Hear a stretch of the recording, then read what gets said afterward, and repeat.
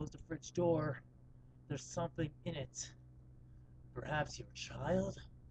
Maybe your brother? Maybe your sister? Just remember, if you close that fridge door, somebody is going to die.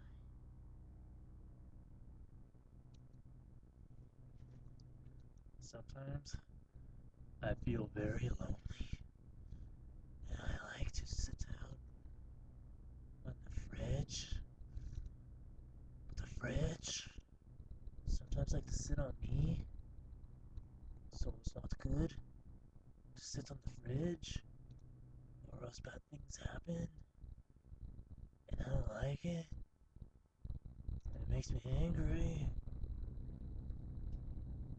Anyway, I'm a friend of the emo guy. He, uh, he adopted me into his videos,